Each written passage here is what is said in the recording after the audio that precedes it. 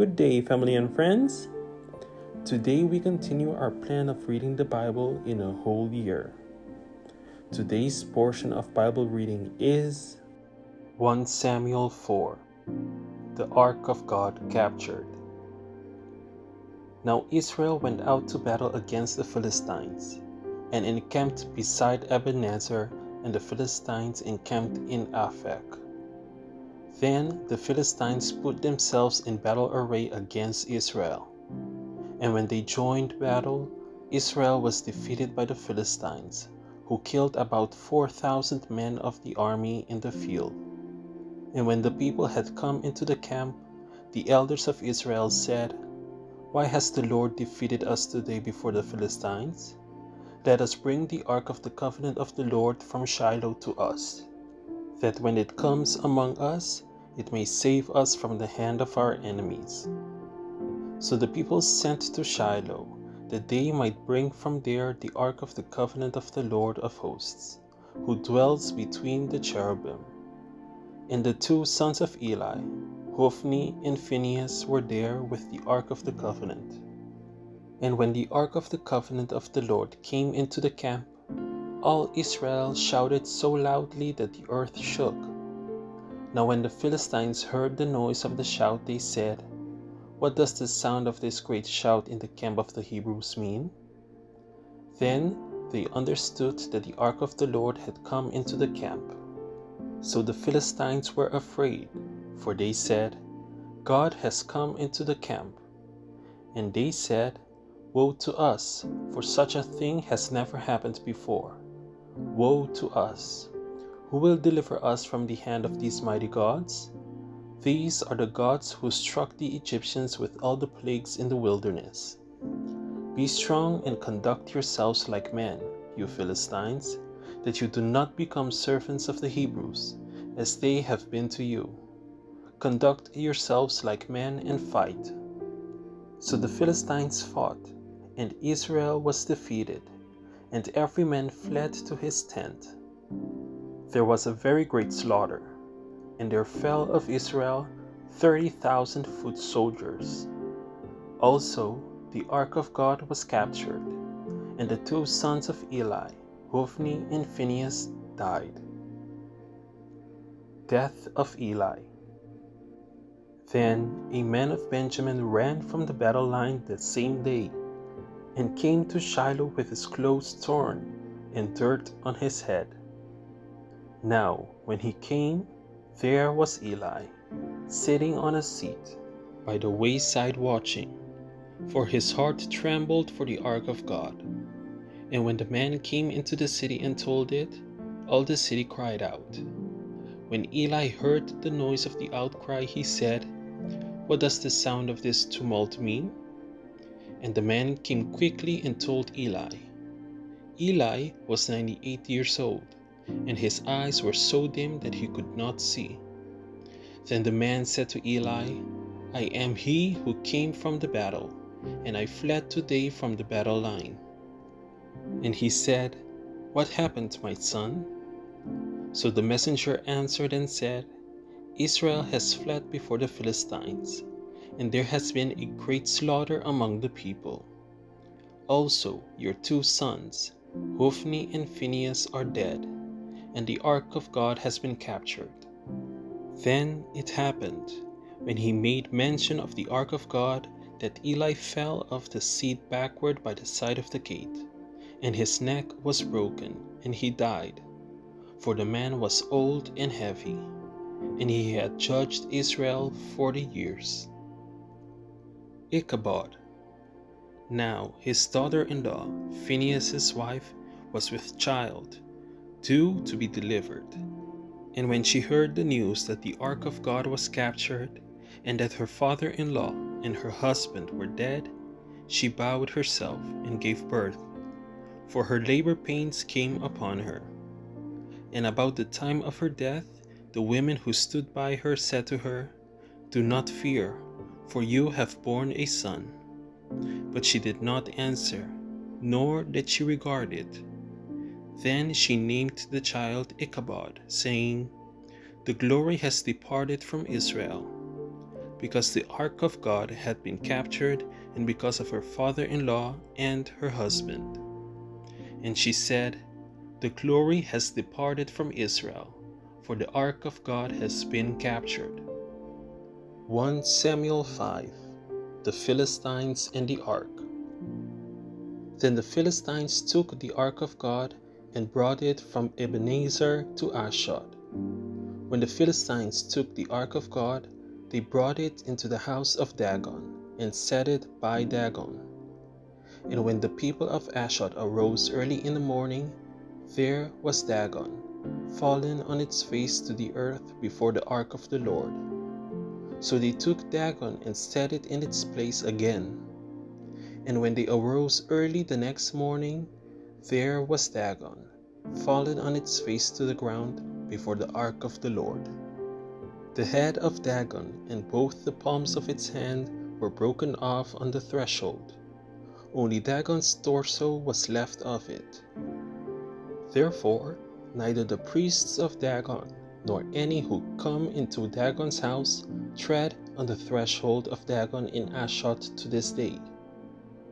But the hand of the Lord was heavy on the people of Ashdod, and he ravaged them and struck them with tumors, both Ashdod and its territory. And when the men of Ashdod saw how it was, they said, "The ark of the God of Israel must not remain with us, for his hand is harsh towards us and Dagon our God." Therefore they sent and gathered to themselves all the lords of the Philistines, and said, "What shall we do with the ark of the God of Israel?" And they answered, "Let the ark of the God of Israel be carried away to Gath." So they carried the ark of the God of Israel away. So it was, after they had carried it away, that the hand of the Lord was against the city with a very great destruction. And he struck the men of the city, both small and great, and tumors broke out of them. Therefore they sent the ark to Ekron. So it was, as the ark of God came to Ekron, that the Ekronites cried out, saying, "They have brought the ark of the God of Israel to us, to kill us and our people." So they sent and gathered together all the lords of the Philistines, and said, "Send away the ark of the God of Israel, and let it go back to its own place, so that it does not kill us and our people." For there was a deadly destruction throughout all the city. The hand of God was very heavy there, and the men who did not die were stricken with tumors, and the cry of the city went up to heaven. 1 Samuel 6. The ark returned to Israel. Now the ark of the Lord was in the country of the Philistines 7 months. And the Philistines called for the priests and the diviners, saying, "What shall we do with the ark of the Lord? Tell us how we should send it to its place." So they said, "If you send away the ark of the God of Israel, do not send it empty, but by all means return it to him with a trespass offering. Then you will be healed, and it will be known to you why his hand is not removed from you." Then they said, "What is the trespass offering which we shall return to him?" They answered, 5 golden tumors and 5 golden rats, according to the number of the lords of the Philistines. For the same plague was on all of you and on your lords. Therefore you shall make images of your tumors and images of your rats that ravage the land, and you shall give glory to the God of Israel. Perhaps he will lighten his hand from you, from your gods, and from your land. Why then do you harden your hearts as the Egyptians and Pharaoh hardened their hearts? When he did mighty things among them, did they not let the people go, that they might depart? Now therefore make a new cart, take 2 milk cows which have never been yoked, and hitch the cows to the cart, and take their calves home, away from them. Then take the ark of the Lord, and set it on the cart, and put the articles of gold which you are returning to him as a trespass offering in a chest, by its side. Then send it away, and let it go, and watch if it goes up the road to its own territory, to Beth Shemesh. Then he has done us this great evil. But if not, then we shall know that it is not his hand that struck us. It happened to us by chance. Then the men did so. They took 2 milk cows and hitched them to the cart, and shut up their calves at home. And they set the ark of the Lord on the cart, and the chest with the gold rats and the images of their tumors. Then the cows headed straight for the road to Beth Shemesh, and went along the highway, lowing as they went, and did not turn aside to the right hand or the left. And the lords of the Philistines went after them to the border of Beth Shemesh. Now the people of Beth Shemesh were reaping their harvest in the valley, and they lifted their eyes and saw the ark, and rejoiced to see it. Then the cart came into the field of Joshua of Beth Shemesh, and stood there. A large stone was there. So they split the wood of the cart, and offered the cows as a burnt offering to the Lord. The Levites took down the ark of the Lord, and the chest that was with it, in which were the articles of gold, and put them on the large stone. Then the men of Beth Shemesh offered burnt offerings and made sacrifices the same day to the Lord. So when the 5 lords of the Philistines had seen it, they returned to Ekron the same day. These are the golden tumors which the Philistines returned as a trespass offering to the Lord: 1 for Ashdod, 1 for Gaza, 1 for Ashkelon, 1 for Gath, 1 for Ekron. And the golden rats, according to the number of all the cities of the Philistines belonging to the 5 lords, both fortified cities and country villages, even as far as the large stone of Abel, on which they set the ark of the Lord, which stone remains to this day in the field of Joshua of Beth Shemesh. Then he struck the men of Beth Shemesh, because they had looked into the ark of the Lord. He struck 50,070 men of the people. And the people lamented because the Lord had struck the people with a great slaughter. The ark of Kirjat Jearim. And the men of Beth Shemesh said, Who is able to stand before this holy Lord God? And to whom shall it go up from us? So they sent messengers to the inhabitants of Kirjat Jearim, saying, The Philistines have brought back the ark of the Lord. Come down and take it up with you. Then the men of Kirjat Jearim came and took the ark of the Lord, and brought it into the house of Abinadab on the hill, and consecrated Eleazar his son to keep the ark of the Lord. 1 Samuel 7. Samuel judges Israel. So it was that the ark remained in Kirjat Jearim a long time. It was there 20 years, and all the house of Israel lamented after the Lord. Then Samuel spoke to all the house of Israel, saying, If you return to the Lord with all your hearts, then put away the foreign gods and the Ashtaroths from among you, and prepare your hearts for the Lord, and serve him only, and he will deliver you from the hands of the Philistines. So the children of Israel put away the Baals and the Ashtaroths, and served the Lord only. And Samuel said, Gather all Israel to Mizpah, and I will pray to the Lord for you. So they gathered together at Mizpah, drew water, and poured it out before the Lord.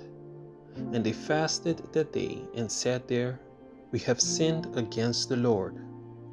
And Samuel judged the children of Israel at Mizpah. Now, when the Philistines heard that the children of Israel had gathered together at Mizpah, the lords of the Philistines went up against Israel. And when the children of Israel heard of it, they were afraid of the Philistines.